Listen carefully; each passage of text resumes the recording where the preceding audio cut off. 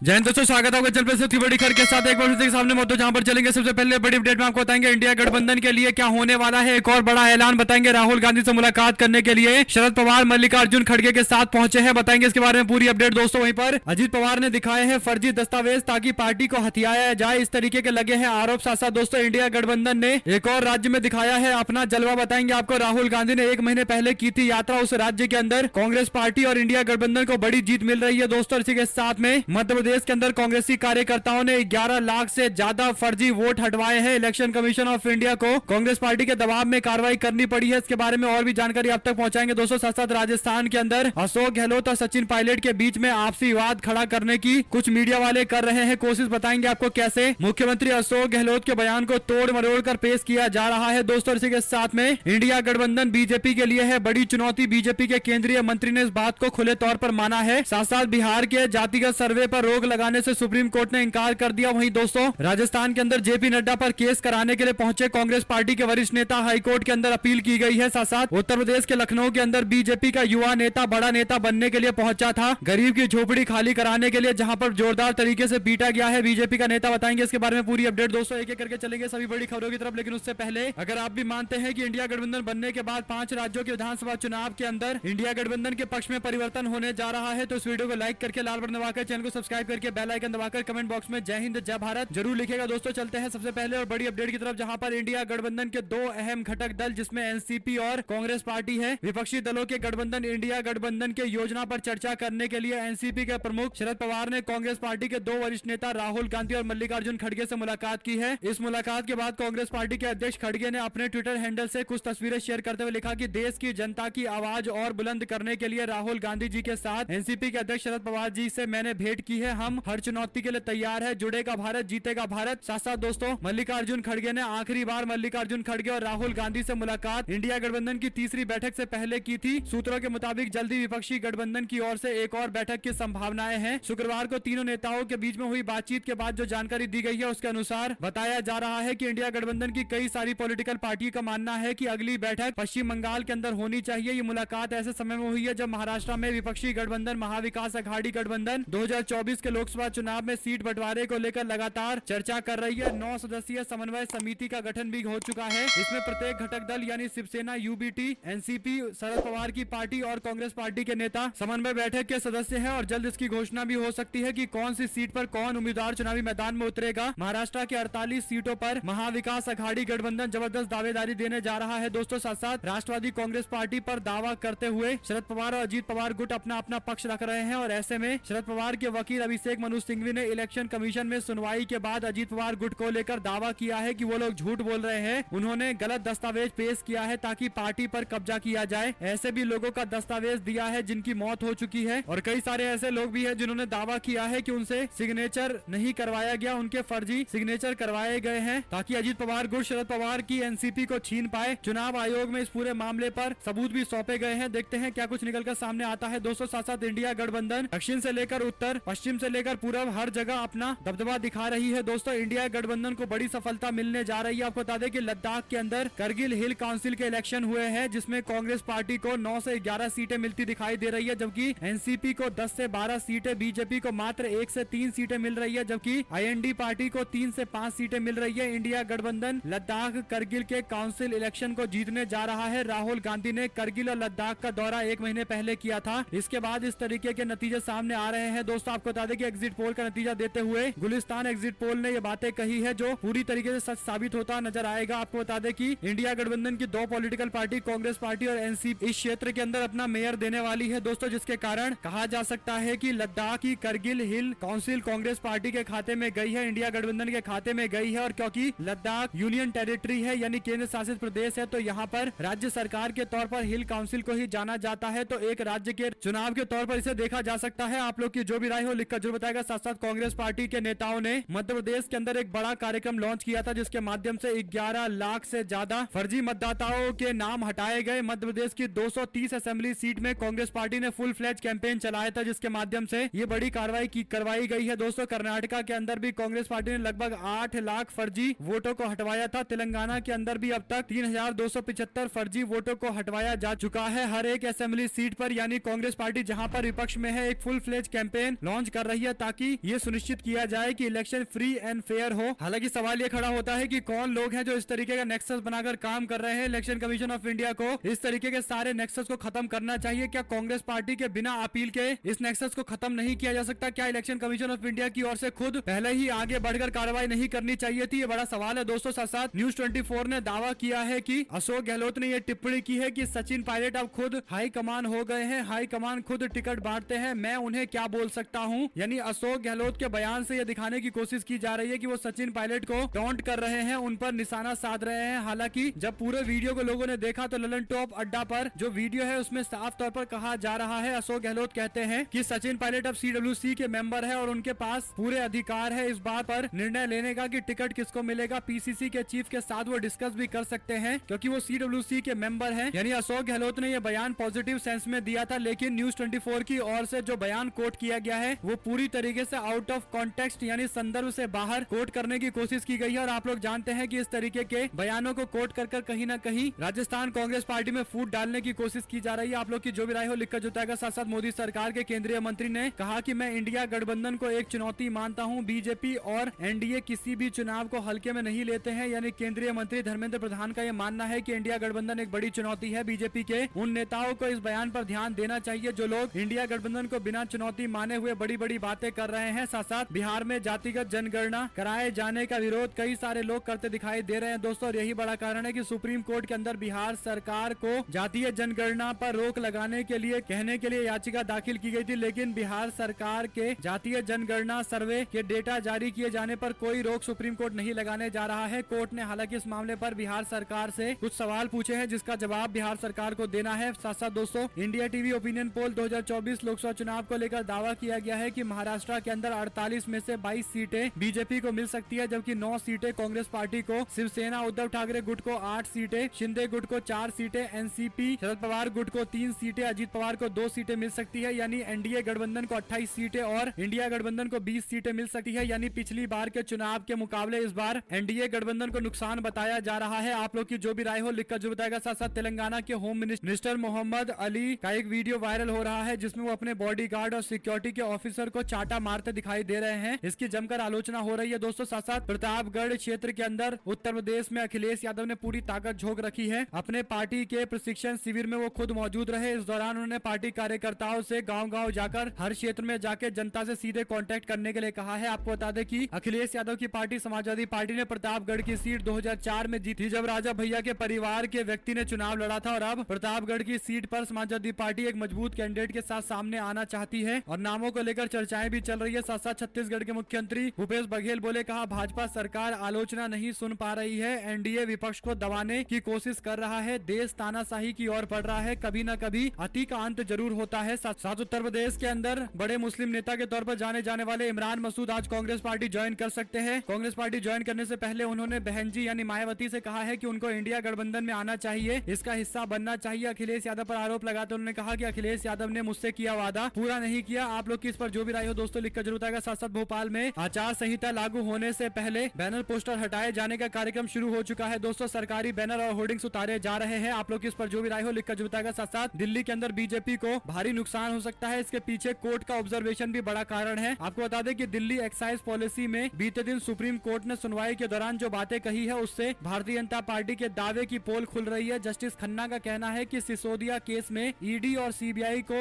दिखानी चाहिए प्रमाणिकता, यानी अगर उन्होंने सही जानकारी दी है तो प्रमाण दिखाने चाहिए। जो आरोप वो सिसोदिया पर लगा रहे हैं, पूर्व उप मुख्यमंत्री पर लगा रहे हैं। सुप्रीम कोर्ट शराब लॉबी के पैसे से लेन देन पर संदेह व्यक्त कर रहा है जो सिसोदिया से जुड़े हुए हैं। साथ साथ दोस्तों सुप्रीम कोर्ट ने कहा कि दिल्ली के पूर्व उप मुख्यमंत्री मनीष सिसोदिया के खिलाफ प्रमाण है ही नहीं, अगर है तो इसे कोर्ट के सामने पेश किया जाए। यानी कोर्ट पूछ रहा है कि प्रमाण कहां है, जिसका जवाब अभी तक जांच एजेंसियां नहीं दे पा रही है। सुप्रीम कोर्ट मनीष सिसोदिया के शराब नीति मामले के साक्ष्यों की कमी पर सवाल उठा रहा है। साथ साथ दोस्तों भारतीय रेलवे और सरकार ने कूली भाइयों की आवाज को सुना है। राहुल गांधी ने ट्वीट करते हुए लिखा कि ये अच्छी बात है कि उनके दर्द को जाना गया है, उनके दुख को महसूस करने की कोशिश की गई है। भारतीय रेलवे और सरकार ने कूली भाइयों की आवाज सुनी है, ये देखकर अच्छा लगा है। 40 किलो सामान की ढुलाई के लिए कूलियों को देने होंगे 140 रुपए, जो ये फैसला लिया गया है। राहुल गांधी ने इसकी जमकर तारीफ की है। साथ साथ बीजेपी के अध्यक्ष जेपी नड्डा पर क्या एफआईआर दर्ज होने वाली है? राजस्थान विधानसभा चुनाव की सियासत के बीच भाजपा के अध्यक्ष जेपी नड्डा के खिलाफ एफआईआर दर्ज कराने की मांग की जा रही है। इसे लेकर कांग्रेस पार्टी के नेता ने जयपुर के कोर्ट में अर्जी दायर की है। अर्जी में एक पोस्टर के जरिए कांग्रेस पार्टी के नेता राहुल गांधी का अपमान करने का आरोप लगाया गया है। दरअसल कांग्रेस पार्टी के नेता और वकील जसवंत गुर्जर ने जयपुर की एक कोर्ट में अर्जी दायर की है, जिसमें उन्होंने भाजपा के अध्यक्ष जेपी नड्डा और बीजेपी आईटी सेल के हेड अमित मालवीय के खिलाफ एक मामला दर्ज किया है। एफआईआर की ये मांग राहुल गांधी की एक विवादित तस्वीर को लेकर की गई है, जिसमें बीजेपी के एक्स हैंडल यानी ट्विटर हैंडल से जानकारी शेयर की गई है। इसमें राहुल गांधी को 7 सिर वाला व्यक्ति दिखाया गया है। उनकी तुलना रावण से की गई है। कांग्रेस पार्टी के नेता जसवंत ने इसे सनातन धर्म और राहुल गांधी का अपमान बताया है। साथ साथ दोस्तों, वरिष्ठ पत्रकार अजीत अंजुम बोले, कहा न्यूज क्लिक के खिलाफ यूएपीए के तहत दर्ज एफआईआर में 2 चीनी कंपनी Xiaomi और Vivo को भारत के खिलाफ साजिशकर्ता बताया गया है। इन दोनों कंपनियों को भारत में बैन क्यों नहीं किया गया? अभी भी हर रोज इनका सैकड़ों का धंधा भारत में चल रहा है। कैसे चल रहा है, इसका जवाब सरकार को देना चाहिए। क्या इन कंपनियों ने प्रधानमंत्री केयर्स फंड में चंदा दिया है? ये सवाल है जिसका जवाब भी मिलना चाहिए। आप लोग की जो भी राय हो दोस्तों लिखकर जरूर बताएगा। साथ साथ गुड बाय शिवपुरी, भावुक होकर मंच से चली गई यशोधरा राजे सिंधिया। मध्य प्रदेश में शिवपुरी सीट से अलविदा कहते हुए खेल मंत्री यशोधरा राजे सिंधिया ने कह दिया है कि वो चुनाव नहीं लड़ेंगी। काफी भावुक नजर आई। साथ साथ हिमाचल प्रदेश के अंदर सुखविंदर सिंह सुक्खू सरकार ने फैसला लिया है कि अगर कोई बेटी का जन्म होता है तो उन्हें 2 लाख रुपए सरकार की ओर से दिए जाएंगे, और अगर एक और बेटी का जन्म होता है तो 1 लाख रुपए सरकार की ओर से दिए जाएंगे। यानी 2 बेटियां होने पर लगभग 3 लाख रुपए मिल जाएंगे। साथ साथ रोडवेज की बसों पर यात्रा करने वाली राजस्थान की महिलाओं को बड़ी सौगात मिली है। राजस्थान सरकार ने फैसला लिया है कि उन्हें 50% की छूट दी जा रही है, जिसे 90% करा जाएगा। यानी छूट को 50% से बढ़ाकर 90% करने जा रही है राजस्थान सरकार। महिलाओं के लिए अच्छी खबर है दोस्तों। साथ साथ विधानसभा चुनाव से ठीक पहले मुफ्त की रेवड़ियां बांटने जैसी घोषणाओं और योजनाओं पर सुप्रीम कोर्ट ने केंद्र सरकार, चुनाव आयोग, राजस्थान, मध्य प्रदेश सरकार को नोटिस जारी किया है। चीफ जस्टिस डीवाई चंद्रचूड़ की अदालत ने इनसे 4 हफ्ते में जवाब मांगा है। कोर्ट ने एक जनहित याचिका पर सुनवाई के दौरान ये नोटिस जारी की है। बड़ी बात यह है कि बीजेपी के नेता अश्वनी उपाध्याय की ओर से फ्री बीज यानी रेवड़ी बांटने का आरोप लगाते हुए याचिका दाखिल की गई है। हालांकि दोस्तों 4 सप्ताह में जवाब देने के लिए जो कहा गया है, 4 सप्ताह में तो लगता है कि चुनाव का पीक हो जाएगा, और 1 आध सप्ताह और अगर आप ले लेंगे तो चुनाव शायद खत्म भी हो जाएंगे। तो इस बार के चुनाव पर तो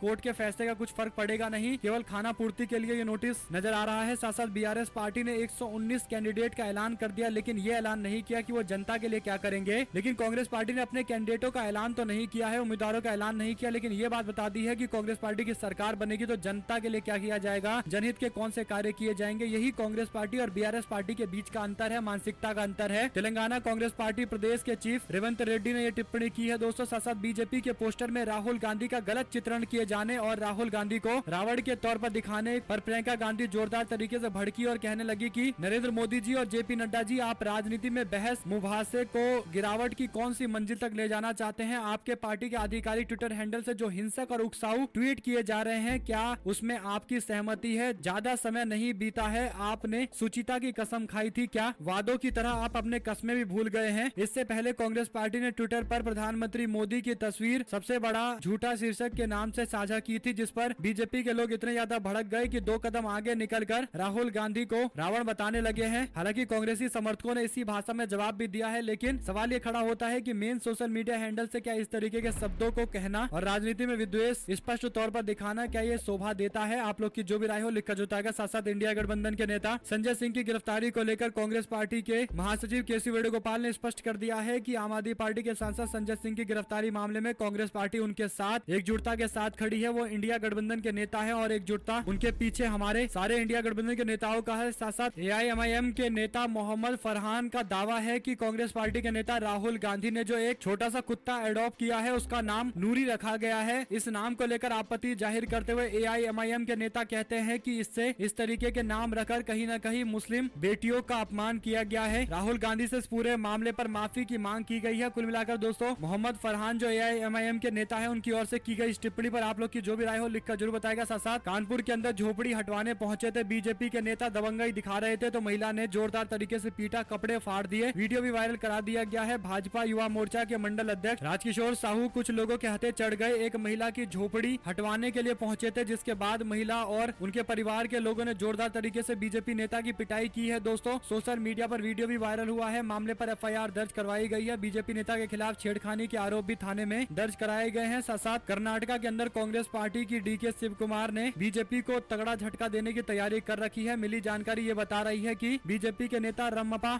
परमानी जो फॉर्मर एमएलए हैं यानी पूर्व विधायक हैं, उन्होंने बीजेपी से इस्तीफा दे दिया है। इसी के साथ में मुदीगेरे से पूर्व एमएलए एमपी कुमारा स्वामी जो बीजेपी के ही नेता हैं, उन्होंने भी इस्तीफा बीजेपी से दे दिया है और अब कांग्रेस पार्टी का दामन 10 अक्टूबर को थामेंगे। यानी चिकमंगलुर और गढ़गा जिले के अंदर कांग्रेस पार्टी की स्थिति और ज्यादा मजबूत होने वाली है। लोकसभा चुनाव के मद्देनजर ये बड़ी अपडेट है दोस्तों। सांसद मनीष सिसोदिया के खिलाफ सबूत लाओ वरना केस 2 मिनट भी नहीं टिकेगा। सुप्रीम कोर्ट की इस टिप्पणी पर सूर्य प्रताप सिंह बोले, कहा यह बात सरकारी वकील से सुप्रीम कोर्ट ने कही है, इसका मतलब क्या है? क्या बिना पर्याप्त सबूतों के इतने समय तक जेल में डाला रखा गया है या फिर जब तक राजा की भुटी तनी हुई है जेल में रहना होगा चाहे कोर्ट कुछ भी बोले? एक केस में जमानत मिलने से पहले ही दूसरा केस चालू कर सकती है सरकार, चाहे केस फर्जी क्यों न हो, रहो जेल में वर्षों तक। यानी दोस्तों जिस तरीके की कार्रवाई खासकर बड़े नेताओं के खिलाफ की जा रही है जो बीजेपी को चुनौती दे रहे हैं, ये सवालों के घेरे में है क्योंकि देश में डेमोक्रेसी है, कोई तानाशाही नहीं है। जो इस तरीके की हरकतें की जा रही है बिना सबूत के, एक नेता जो डिप्टी सीएम रहा है उसको गिरफ्तार करवाया गया है। आप लोग की जो भी राय हो लिखकर जुटाएगा। साथ साथ मध्य प्रदेश, राजस्थान, छत्तीसगढ़, तेलंगाना, मिजोरम को लेकर चुनाव आयोग ने पर्यवेक्षकों के साथ बैठकें की है, ऑब्जर्वर के साथ बैठकें की है। मीटिंग के बाद मुख्य चुनाव आयुक्त राजीव कुमार ने मीडिया से बातचीत करते हुए कहा कि यह सुनिश्चित करने के लिए निर्देशित किया गया है कि आगामी विधानसभा चुनाव में हिंसा, धन बल का खतरा न हो। बैठक का क्या मकसद है इसको लेकर उन्होंने अपनी जानकारी तो दे दी है, लेकिन कब इलेक्शन का ऐलान किया जाएगा इसे लेकर अब स्पेकुलेशन चल रहे हैं। यानी सूत्रों के हवाले से दावे चल रहे हैं कि 9 तारीख को औपचारिक घोषणा हो सकती है। साथ साथ दोस्तों मध्य प्रदेश के अंदर बीएसपी ने एक अलग ही तरीके का गठबंधन बनाया है। बहुजन समाज पार्टी ने गोंडवाना गणतंत्र पार्टी के साथ गठबंधन किया है और जजपा पार्टी के साथ भी गठबंधन किया गया है। यानी दोनों आदिवासी समाज से जुड़ी पार्टियों के साथ गठबंधन बीएसपी ने किया है मध्य प्रदेश चुनाव के मद्देनजर। देखते हैं इससे कितना फर्क पड़ता है दोस्तों। बीएसपी अमूमन 2 से 3 सीटें तो मध्य प्रदेश में जीती जाती है, लेकिन इस तरीके के गठबंधन से क्या उनके सीटों का आंकड़ा और बढ़ेगा या फिर कुछ असर नहीं पड़ेगा या फिर घटेगा? आप लोग की जो भी राय हो लिखकर जरूर बताएगा। साथ साथ जब नोटबंदी की चर्चा होती है तो बीजेपी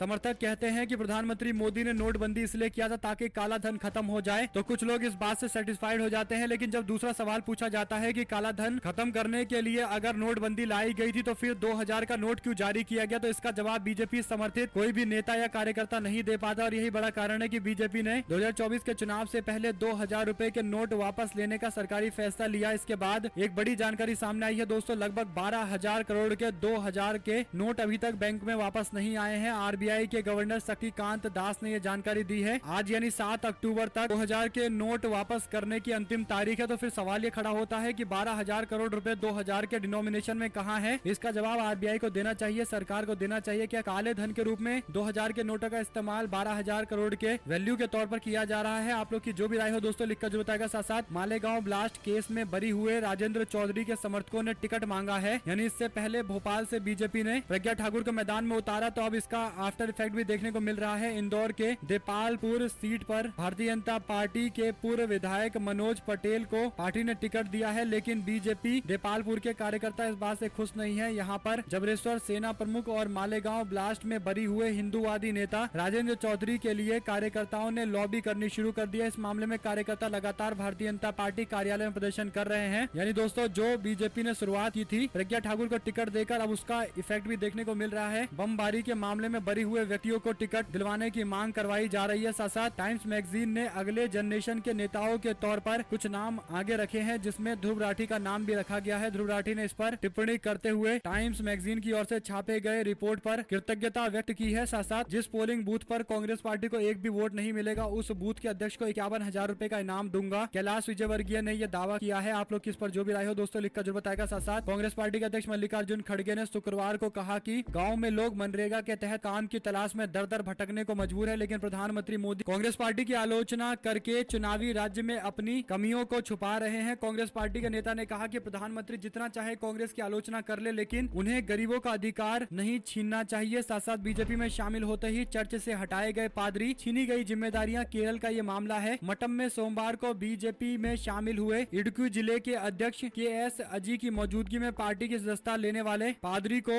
चर्च ने अपने पद से हटा दिया है। यानी भारतीय जनता पार्टी में जाने के कारण ये कार्रवाई की गई है। दोस्तों आप लोग इस पर जो भी राय हो लिखकर जरूर आएगा। साथ साथ सपा नवरात्रे में करेगी कई सारे बड़े धमाके। 2024 के चुनाव के लिए वीआईपी सीटों पर उम्मीदवारों का ऐलान किया जाएगा। साथ तेलंगाना के अंदर कांग्रेस पार्टी अपने टिकटों का बंटवारा करने जा रही है। उससे पहले एक और बड़ी अपडेट ये आई है कि कांग्रेस पार्टी हाईकमान इस बात की तैयारी कर रहा है कि पार्टी में आपस में फूट ना पड़े। जिनको टिकट दिया जाएगा वो तो चुनाव लड़ेंगे, लेकिन जिनको टिकट नहीं दिया जाएगा उनको एक टीम बनाकर एडजस्ट किया जाएगा और उनको विधानसभा की जिम्मेदारी दी जाएगी ताकि वो अपने आप को अलग महसूस ना करे। 15 कॉन्स्टिट्यूएंसी के अंदर तेलंगाना की 119 कॉन्स्टिट्यूएंसी को बांटा जाएगा, जिसमें नेताओं को अलग अलग जिम्मेदारी दी जाएगी। जयराम रमेश, दिग्विजय सिंह, वीरप्पा मोइली, अशोक चौहान, पृथ्वीराज चौहान, सुशील कुमार शिंदे और अदर नेताओं को जिम्मेदारी दी जाएगी ताकि वो डिवीजन के हिसाब से सीटों के बारे में जानकारियां इकट्ठा करे और समन्वय स्थापित करे। अगर आप लोगों को ये वीडियो अच्छी लगी हो तो इस वीडियो को लाइक करके, लाल बटन दबाकर, चैनल को सब्सक्राइब करके, बेल आइकन दबाकर कमेंट बॉक्स में जय हिंद जय भारत जरूर लिखेगा। हमारे साथ जुड़े हैं सभी दोस्तों, भाइयों, बहनों, मित्रों का बहुत बहुत धन्यवाद। देख रहे थे आपको अपने चैनल जय हिंद जय भारत, वंदे मातरम।